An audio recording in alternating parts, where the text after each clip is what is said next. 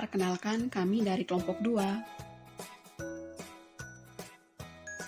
Dalam video ini akan dijelaskan beberapa hal mengenai pembelian dalam industri hospitality. Kelompok 2 ada Patrick Lucas, Cornelius Maxi, Margareta Rosita, Shelby Giovanni, Patricia Natasha, Clarinska Armelia, dan Maria Octaviani Serenseli. Karakteristik industri jasa. Operasional industri jasa identik dengan aktivitas ekonomi yang bersifat komersial, sumber daya untuk operasional serta manajemen sumber daya. Strategi manajemen ada Enterprise Resource Planning atau ERP, sistem perangkat lunak modular yang dirancang untuk mengintegrasikan area fungsional utama dari proses bisnis perusahaan ke dalam satu sistem yang terpadu. Yang kedua itu ada Supply Chain Management atau SCM, serangkaian kegiatan yang meliputi koordinasi, penjadwalan, dan pengendalian terhadap pengadaan, produksi, persediaan, dan pengiriman produk ataupun layanan jasa kepada pelanggan. Yang ketiga ada Customer Relationship Management atau CRM, strategi bisnis yang memadukan proses, manusia, dan teknologi. Dan yang terakhir ada Electronic Data Interchange, di mana metode untuk saling bertukar data bisnis atau transaksi secara elektronik melalui jaringan komputer. Sistem informasi manajemen yang terjadi di restoran. Ada chef yang menjadi juru masak, bahan baku, kitchen, dan lain sebagainya. Pengadaan bahan baku. Yang pertama, seleksi dan pengadaan. Memilih pemasok yang mampu menjaga kualitas bahan baku untuk dikelola menjadi produk berkualitas. Yang kedua ada prosedur pembelian, memahami fungsi, organisir, dan hal-hal administratif dalam pembelian. Ketiga, relasi dengan pemasok. Menjaga relasi dengan pemasok secara personal maupun lembaga. Dan yang terakhir ada optimalisasi standar penyimpanan, mempertahankan kualitas bahan baku melalui sistem penyimpanan yang baik.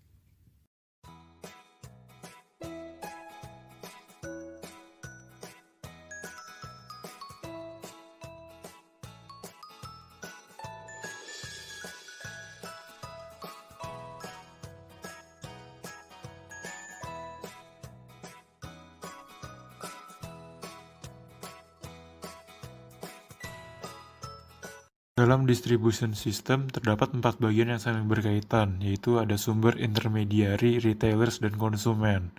Dalam sumber ini biasanya petani atau penyedia sumber daya menyediakan bahan mentah untuk diberikan kepada retailers atau intermediaries. Apabila sudah sampai maka, barang akan dikelola menjadi produk makanan maupun minuman dan kemudian akan diberikan kepada konsumen untuk dikonsumsi.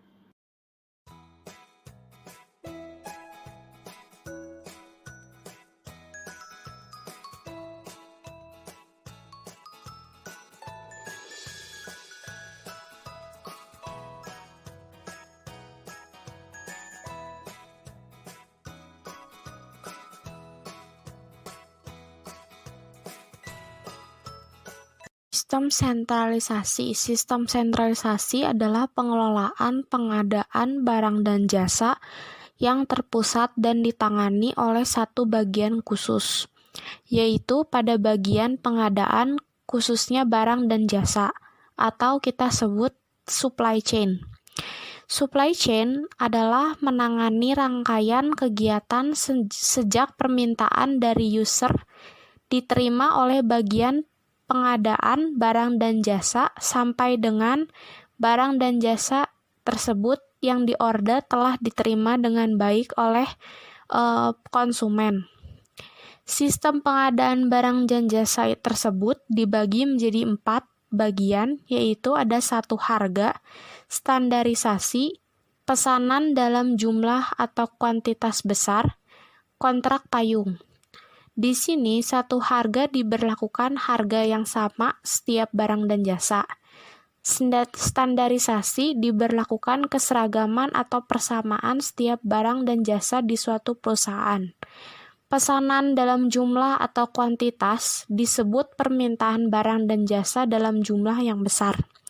Sedangkan kontrak payung disebut sebagai persetujuan di atas materai dari kedua belah pihak. Yang tertulis di dalam kontrak adalah persetujuan penerimaan produk, spesifikasi produk, dan standarisasi produk. Adapun persyaratan vendor. Persyaratan vendor adalah kerjasama yang dilakukan dalam memasok suatu produk. Vendor tersebut harus sudah memiliki izin usaha dan sudah berbadan hukum dalam menjalankan suatu usahanya. Jenis-jenis dokumen legal vendor, yaitu ada akta pendirian bidang hukum dan usaha, surat keterangan domisili yang berbadan hukum atau usaha, surat izin usaha, NPWP atau nama bagian badan usaha. Tata kelola perusahaan adalah good corporate governance, yaitu setiap personel di dalam perusahaan yang terlibat dalam proses pengadaan barang dan jasa menandatangani surat fakta integritas atau political will. Selain menandatangani political will, Dewan Direksi dapat membentuk tim khusus pelaporan, pelanggaran atau TKPP yang terdiri dari tim personalia, tim audit, tim pengadaan barang dan jasa.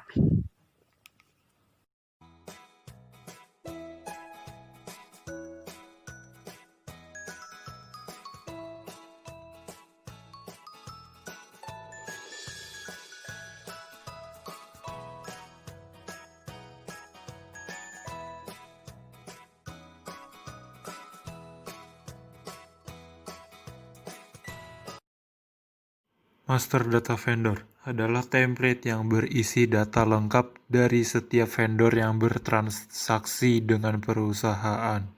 Kemudian ada Master Data Barang, adalah template yang berisi informasi detail tentang barang-barang yang dibutuhkan perusahaan. Kemudian ada Master Data Jasa atas pekerjaan, template yang berisi semua info detail dari semua jenis jasa yang dibutuhkan. Kemudian ada Master Data Budget, template yang berisi data budget atas pengadaan barang dan jasa yang sudah disetujui oleh Dewan Direksi dan pejabat berwenang. Kemudian ada Perencanaan Pembelian, template yang digunakan untuk merencanakan pembelian sesuai kebutuhan user untuk beberapa periode. Kemudian ada Procurement Plan, dibuat user dan berisi data-data yang lebih detail setelah disetujui Dewan Direksi dan pejabat berwenang. Kemudian ada Pengadaan Barang dan Jasa, adalah siklus tahapan memulai dari proses pencatatan master data, pembelian, monitoring, order pembelian, penerimaan barang dan jasa, sampai dengan pelaporan pada bagian pembukuan menggunakan sistem yang terintegrasi. Kemudian manfaat dari menggunakan sistem integrasi adalah setiap transaksi akan lebih efektif dan efisien, meminimalisir potensi penyalahgunaan wewenang, dan memudahkan tim internal audit melakukan pemeriksaan.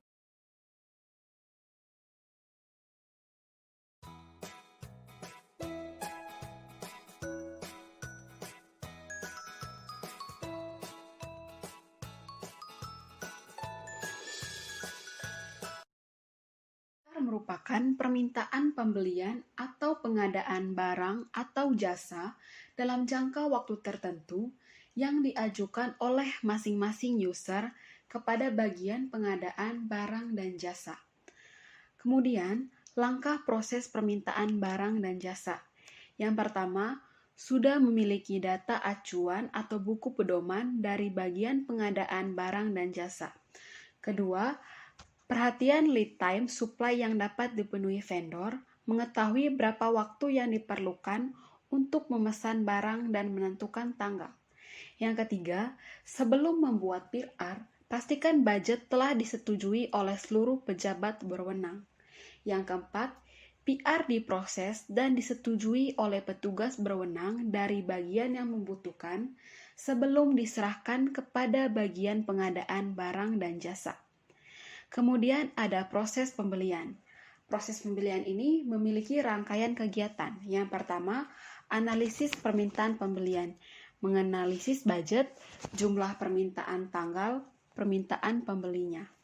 Yang kedua, pemilihan vendor, permintaan barang ke vendor yang mana dituju. Kemudian ada penerimaan penawaran vendor, vendor mengirimkan penawaran harga. Kemudian ada negosiasi harga, membuat kesepakatan bersama atas barang jasa yang dipesan. Penerimaan revisi penawaran harga, vendor memberikan revisi penawaran. Kemudian ada pembuatan bid compression, memberikan spesifikasi sesuai keinginan menghindari penipuan. Lalu pembuatan kontrak di mana membuat perjanjian kerja dengan vendor sesuai kondisi yang disepakati. Kemudian ada order pembelian, permintaan ke vendor untuk melakukan supply, dokumen, spesifikasi, diskon, dan lain-lain. Kemudian yang terakhir ada monitoring.